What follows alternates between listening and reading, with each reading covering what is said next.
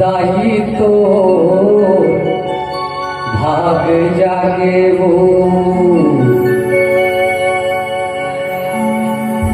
कुटिया माँ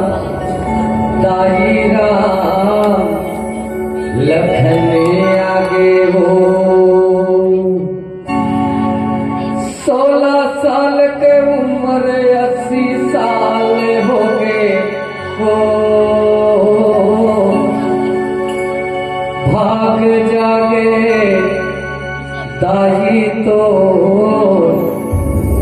भाग जागे हो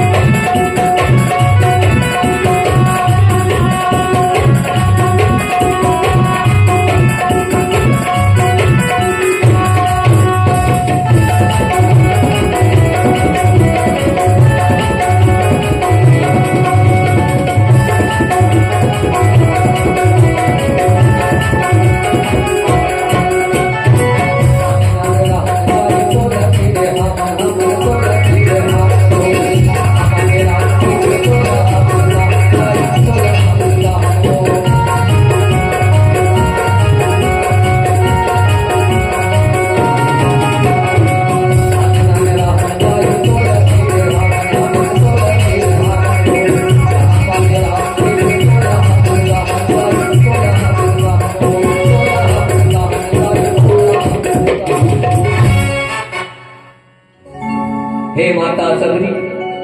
जब तय कहत कि राम एक दिन मोर कुटिया माही कह के हमन कहन कि तोर गरीबी के कुटिया माँ राम ने कहा यानी कह के हमन बार बार कहन तोर चिढ़ावन तोर मजाक उड़ावन आज धन्य है माता धन्य है तोर भक्ति ला जे प्रभु श्री राम तोर कुटिया माँ तय बलालेच के थे 16 साल के उम्र 80 साल हो गए 16 साल के उम्र 80 साल हो गए भाग जाके दाई तोरे भाग जाके हो भाग जाके दाई तोरे भाग जाके हो दुनिया मदाई का में लगने आगे हो दुनिया मदाई का में लगने आगे हो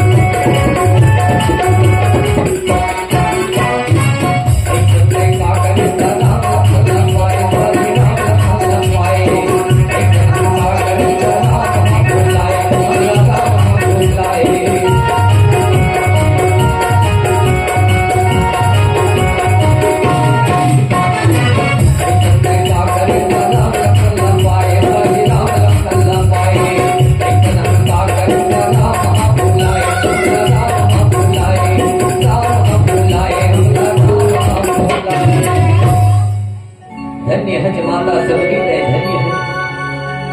आज ऐसा का काम करे जे राम लखन तोर घर आके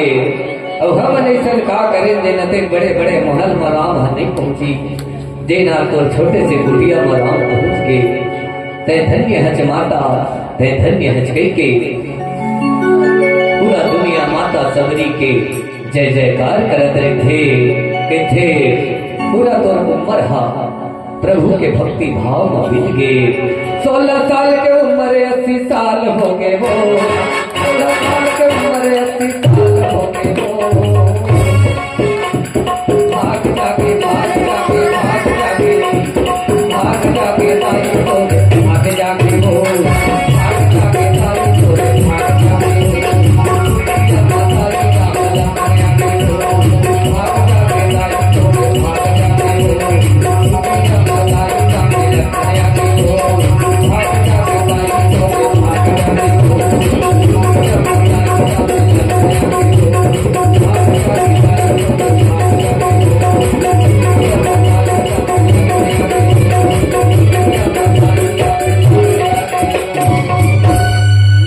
लखन श्री रामचंद्र की